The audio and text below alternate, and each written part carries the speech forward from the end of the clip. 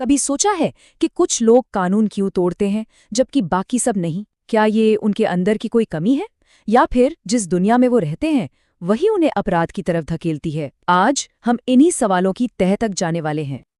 ये एक बहुत बड़ा सवाल है ना? कि आखिर सामाजिक अपराध होता क्यों है? क्या प्रॉब्लम कुछ बुरे लोगों में है या फिर पूरा का पूरा समाज ही कहीं गड़बड़ है? सोशियोलॉजिस्ट्स के पास इसके कुछ बड़े ही दिलचस्प जवाब हैं। तो इस मिस्ट्री को हम सुलझाएंगे कैसे? ये रहा हमारा रोड मैप। सबसे पहले बात करेंगे अपराध की पहेली की, फिर देखेंगे कि समाज का दबाव कैसे काम करता है, संगति का असर क्या होता है, और समझेंगे कि क्या इन कई कारणों के पीछे कोई एक सच है, और आखिर में हम पूछेंगे तो असली वजह क्या है। चलिए तो शुरू करते हैं। पहला कदम ये समझना कि हम असल में बात किस बारे में कर रहे हैं। तो सामाजिक अपराध का मतलब क्या है? देखिए, ये सिर्फ किसी एक इंसान की गलती नहीं है। समाजशास्त्र कहता है कि इसकी जड़ें ना अक्सर किसी के कैरेक्टर से ज्यादा समाज के स्ट्रक्चर में छिपी होती हैं। मतलब सोचकर देखिए, एक गरीब इलाके में हुई चोरी, उसे सिर्फ चोर की बुरी नीयत से नहीं बल्कि वहां मौकों की कमी के नतीजे के तौर पर भी देखा जा सकता है। तो क्या हो अगर समाज खुद ही लोगों को टूटने की हद तक धकेल रहा हो? यही वो आइडिया है जो स्ट्रेन थियरीज या तनाव के सिद्धांतों के पीछे है। इसकी शुरुआत होती है एमील दुर्खीम के एनोमी के कॉन्सेप्ट से। अब ये एनोमी क्या है? ये एक ऐसी सोशल सिचुएशन है जब नियम कानून बेमानी लगने लगते हैं और समाज की पकड़ ढीली पड़ जाती है। जरा सोचिए, ये एक ऐसे जहाज पर होने जैसा है जिसका कोई कप्तान ही नहीं है, जो बस बिना किसी दिशा के बह रहा है। और जब ऐसा होता है ना, तो कुछ लोगों का चट्टानों से टकराना तो तय है। अब यहाँ से बात और भी इंटरेस्टिंग हो जाती है। रॉबर्ट मर्टन ने कहा कि समाज हम सब के सामने एक गोल तो रख देता है, जैसे अमीर बनना, पर वहां तक पहुंचने के सही रास्ते सबको नहीं देता। तो इस तनाव पर हम सब अलग अलग तरह से रिएक्ट करते हैं। पहला तरीका है अनुरूपता, मतलब आप नियमों से खेलते हैं, मेहनत करते हैं। दूसरा है नवाचार, जहां गोल तो वही है पर रास्ता शॉर्टकट वाला है, भले ही वो गलत क्यों ना हो। फिर आता है कर्मकांडवाद। यहाँ लोग गोल पाने की उम्मीद छोड़ चुके हैं पर रोज सुबह उठकर काम पर जाते हैं, बस एक रस्म की तरह। चौथा है प्रत्यावर्तन। ये वो लोग हैं जो रेस से ही बाहर हो जाते हैं, गोल और रास्ते दोनों को नकार देते हैं। और आखिर में आता है विद्रोह, जो कहते हैं कि भाई ये पूरा खेल ही गलत है और वो नए नियम बनाना चाहते हैं। लेकिन रुकिए, कहानी में एक और ट्विस्ट है। क्लोवार्ड और ओहलिन ने कहा, रुको, सिर्फ दबाव महसूस करना ही काफी नहीं है। क्राइम करने के लिए गलत काम करने का मौका भी तो मिलना चाहिए। कोई सिर्फ सोच लेने से ही तो कामयाब क्रिमिनल नहीं बन जाता, उसे वैसा माहौल और वैसे कनेक्शंस भी चाहिए होते हैं। तो क्या क्राइम हमेशा फ्रस्ट्रेशन का ही नतीजा होता है, या फिर ये कुछ ऐसा है जो हम सीखते हैं, जैसे बाइक चलाना या कोई नई भाषा? ये एक बहुत पावरफुल आइडिया है कि अपराध सीखा जाता है। कोई भी अपराधी पैदा नहीं होता। ये एक ऐसा बिहेवियर है जिसे हम अपने आसपास की दुनिया से, अपने लोगों से सीखते हैं। एडविन सदरलैंड ने इसे सबसे अच्छे से समझाया। उन्होंने कहा कि ये सब संगति का खेल है।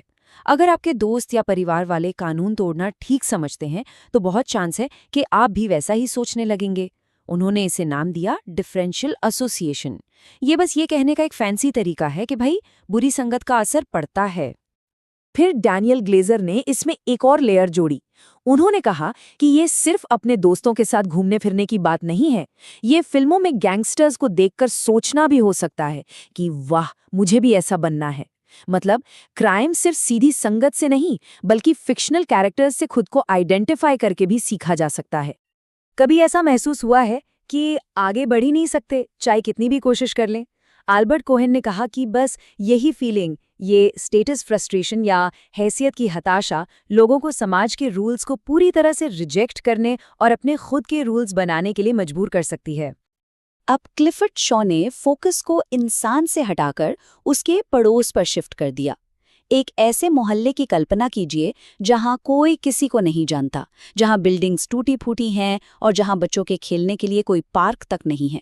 ऐसी जगह पर जहां सोशल कंट्रोल कमजोर हो, क्राइम के लिए जड़ें जमाना बहुत आसान हो जाता है। तो हमारे पास समाज का दबाव है, सीखी हुई बातें हैं और मोहल्ले का असर है। पर क्या हम कुछ भूल रहे हैं? क्या हो अगर असली जवाब ये सब हो? डोनाल्ड टैफ्ट का यही मानना था। इसे ऐसे सोचिए जैसे कोई कॉम्प्लेक्स रेसिपी हो। अपराध वो डिश है और ये सभी फैक्टर्स, सोशल, इकोनॉमिक, साइकोलॉजिकल, उसके इंग्रेडिएंट्स हैं। आप सिर्फ एक चीज को हटाकर ये उम्मीद नहीं कर सकते कि डिश का टेस्ट वही रहेगा। ये एक सिंपल लेकिन बहुत पावरफुल आइडिया है। हम वही करते हैं जिसमें हमें फायदा दिखता है। सीआर जेफरी ने आर्ग्यू किया कि अगर क्राइम करने से रिवॉर्ड मिलता है और पकड़े जाने का रिस्क कम है तो लोग उसे करते रहेंगे। ये सब रिस्क और रिवॉर्ड का खेल है। एक और व्यू पॉइंट सिरिल बर्ट का था जो थोड़ा कॉम्प्लिकेटेड है। उनका सुझाव था कि कुछ क्रिमिनल टेंडेंसीज हमारे बायोलॉजिकल या साइकोलॉजिकल लक्षणों और माहौल दोनों के मिलने से पैदा हो सकती हैं।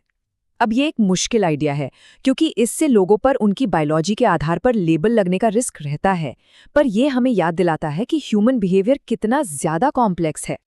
ठीक है, तो हमने काफी कुछ कवर कर लिया है, सोशल प्रेशर से लेकर सीखने के तरीकों और बायोलॉजी तक, जो हमें वापस उसी बड़े सवाल पर ले आता है। तो फिर असली जवाब क्या है?